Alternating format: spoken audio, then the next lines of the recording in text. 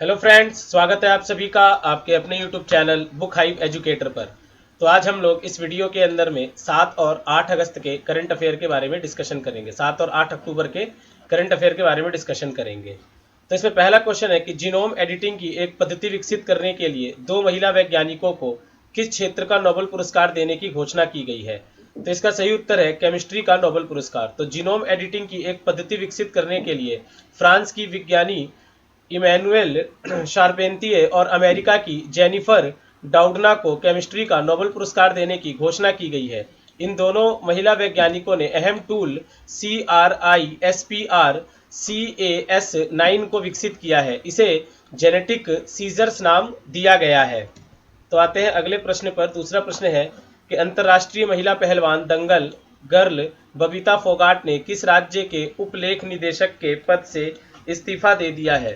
तो इसका सही उत्तर है सी, हरियाणा।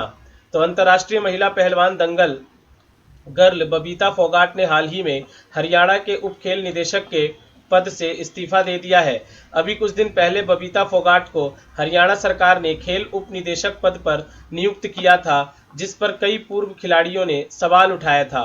उनका कहना था कि किसी राजनीतिक पार्टी से जुड़ने के कारण किसी खिलाड़ी को खेल से जुड़े पदों पर नियुक्ति देना गलत है। तो तीसरा प्रश्न है कि केंद्रीय कैबिनेट ने किस शहर के वेस्ट मेट्रो कॉरिडोर परियोजना के संशोधित लागत को मंजूरी दे दी है। तो इसका सही उत्तर है सी, कोलकाता। तो केंद्रीय मंत्री पीयूष गोयल ने घोषणा की है कि कोलकाता वेस्ट मेट्रो कॉरिडोर परियोजना के संशोधित लागत को मंजूरी दे दी है, जिसकी अनुमानित लागत 8,575 करोड़ रुपए और पूरा होने की लक्ष्य तिथि दिसंबर 2021 है। इस परियोजना के कुल रूट की लंबाई 16.6 किलोमीटर है, जिसमें 12 स्टेशन है। तो आते हैं चौथे प्रश्न पर। मशहूर गिटारिस्ट एडी वैन हेलन का हाल ही में कितने वर्ष की उम्र में निधन हो गया है। तो इसका सही उत्तर है ए, 65 वर्ष। तो मशहूर गिटारिस्ट एडी वैन हेलन का हाल ही में लंबे समय से कैंसर की वजह से पीड़ित होने पर 65 वर्ष की उम्र में निधन हो गया है। एडी हेलन का जन्म नीदरलैंड में हुआ था, जबकि उनका लालन पालन कैलिफोर्निया में हुआ था। वे टॉप 20 बेस्ट सेलिंग आर्टिस्ट थे। वे डच अप्रवासी थे। वे अपनी पीढ़ी के सबसे महान अमेरिकी गिटार वादकों में से एक माने जाते थे। तो पांचवा प्रश्न है कि 42वीं जीएसटी काउंसिल बैठक में सरकार ने सभी राज्यों को लगभग कितने करोड़ रुपए का उपकर मुआवजा आवंटित किया है। तो इसका सही उत्तर है 20,000 करोड़ रुपए। तो 42वीं जीएसटी काउंसिल बैठक में सरकार ने सभी राज्यों को लगभग 20,000 करोड़ रुपए का उपकर मुआवजा आवंटित किया है। सरकार राज्यों को वर्ष 2017-18 के लिए एकीकृत जीएसटी की दिशा में 25,000 करोड़ रुपए का भुगतान अगले सप्ताह तक करेगा। तो छठा प्रश्न है कि 8 अक्टूबर को पूरे भारत में कौन सा दिवस मनाया जाता है। तो ये है भारतीय वायुसेना दिवस। तो 8 अक्टूबर को पूरे भारत में भारतीय वायुसेना दिवस मनाया जाता है। इस दिन वायुसेना भव्य परेड और एयर शो आयोजित करती है। आज़ादी से पहले वायुसेना को रॉयल इंडियन एयर फोर्स कहा जाता था, जबकि 1 अप्रैल साल 1933 को वायुसेना के दस्ते का गठन किया गया था। तो सातवां प्रश्न है कि अपने सभी खेल प्रशिक्षकों से किसने एक वर्ष में 2 बार फिटनेस टेस्ट कराने के लिए कहा है। तो इसका सही उत्तर भारतीय खेल प्राधिकरण। तो भारतीय खेल प्राधिकरण ने हाल ही में अपने सभी खेल प्रशिक्षकों से एक वर्ष में 2 बार फिटनेस टेस्ट कराने को कहा है। फिटनेस टेस्ट आयु अनुकूल स्वास्थ्य मानकों के आधार पर तय होगी। तो आते हैं आठवें प्रश्न पर। आठवां प्रश्न है कि कैबिनेट ने जूलॉजिकल सर्वे ऑफ इंडिया और किस देश के इंटरनेशनल बारकोड ऑफ लाइफ के बीच हुए समझौते को मंजूरी दे दी है। तो इसका उत्तर है कनाडा। तो कैबिनेट ने जूलॉजिकल सर्वे ऑफ इंडिया और कनाडा के एक not for profit corporation international barcode of life के बीच हुए समझौते को मंजूरी दे दी है। IBOL एक अनुसंधान सहयोग भी है। तो आते हैं नौवें प्रश्न पर। नवा प्रश्न है कि केंद्रीय मंत्रिमंडल ने भारत और किस देश के बीच साइबर सुरक्षा के क्षेत्र में हुए सहयोग समझौते को मंजूरी दे दी है। तो इसका सही उत्तर है बी, जापान। तो केंद्रीय मंत्रिमंडल ने भारत और जापान के बीच साइबर सुरक्षा के क्षेत्र में हुए सहयोग समझौते को मंजूरी दे दी है। इस समझौते से MOC आपसी हित के क्षेत्रों में सहयोग बढ़ाएगा, जिससे साइबर स्पेस के क्षेत्र में क्षमता निर्माण, महत्वपूर्ण बुनियादी ढांचे की सुरक्षा और अन्य भी शामिल है। तो आते हैं 10वें प्रश्न पर। निम्न में से किस देश ने हाल ही में supersonic missile assistant release of torpedo का सफलतापूर्वक प्रशिक्षण किया है? तो इसका सही उत्तर है डी, भारत। तो भारत ने हाल ही में supersonic missile assisted release of torpedo का सफलतापूर्वक प्रशिक्षण किया है, जो वर्तमान प्रणाली को अपग्रेड करने में मदद करती है और मारक क्षमता को भी बढ़ाती है। यह प्रक्षेपण एवं प्रदर्शन पनडुब्बी रोधी युद्ध क्षमता स्थापित करने में महत्वपूर्ण है।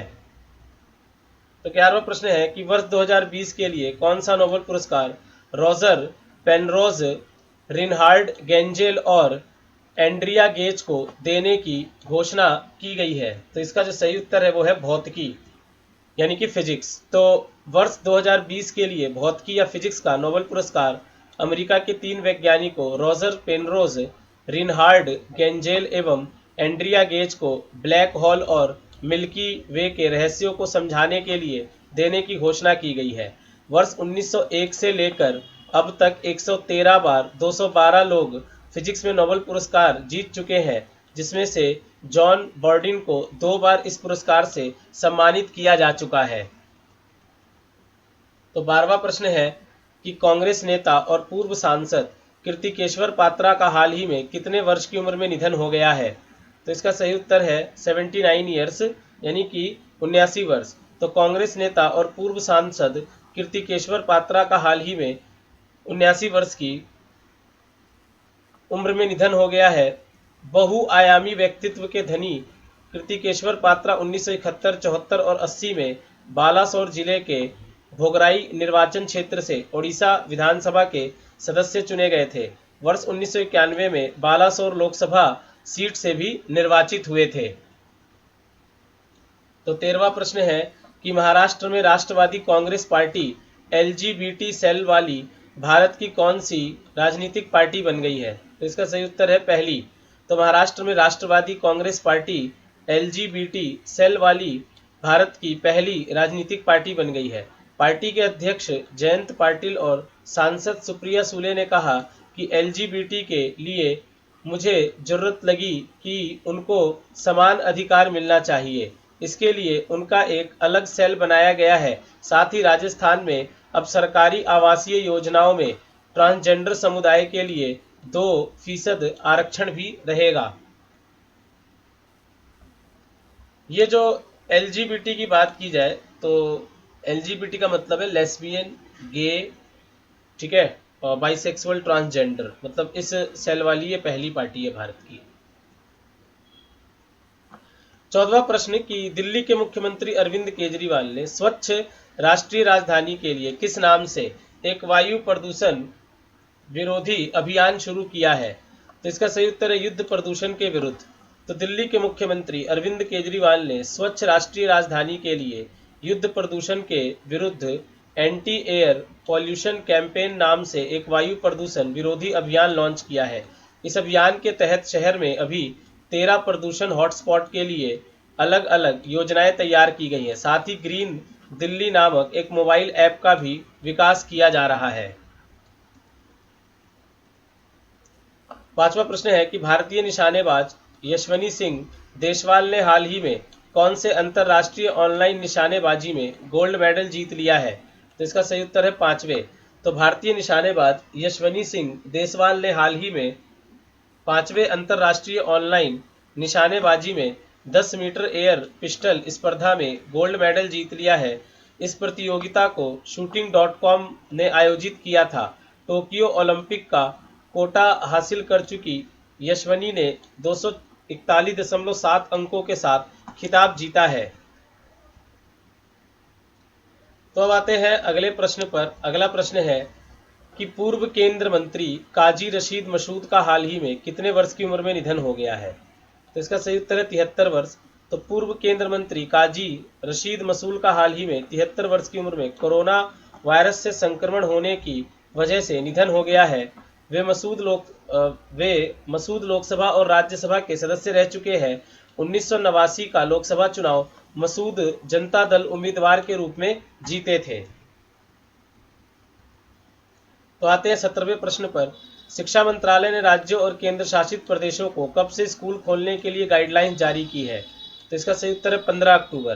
तो शिक्षा मंत्रालय ने राज्यों और केंद्र शासित प्रदेशों को 15 अक्टूबर से स्कूल खोलने के लिए गाइडलाइन जारी की है, जिसके तहत छात्र शारीरिक रूप से उपस्थित विद्यालय के बजाय ऑनलाइन कक्षाओं का विकल्प चुन सकते हैं, और कहा है कि स्कूलों में मध्याह्न भोजन तैयार करने और परोसने के लिए सावधानी बरतनी चाहिए। तो आते हैं अगले प्रश्न पर। हाल ही में किसने आगरा के केंद्रीय हिंदी संस्थान के हैदराबाद क्षेत्रीय केंद्र के नवनिर्मित भवन का उद्घाटन किया है? इसका सही उत्तर है श्री रमेश पोखरियाल निशंक। तो हाल ही में ऑनलाइन माध्यम से केंद्रीय शिक्षा मंत्री श्री रमेश पोखरियाल ने आगरा के केंद्रीय हिंदी संस्थान से हैदराबाद क्षेत्रीय केंद्र के नवनिर्मित भवन का उद्घाटन किया है। इस कार्यक्रम की अध्यक्षता तेलंगाना सरकार के श्रम रोजगार महिला एवं बाल विकास मंत्री श्री CH मल्ला रेड्डी ने की थी। तो दोस्तों, ये हमारे करंट अफेयर थे 7 और 8 अक्टूबर के। तो मिलते हैं अगले करंट अफेयर के साथ। तब तक आप लोग अपना ख्याल रखें। धन्यवाद।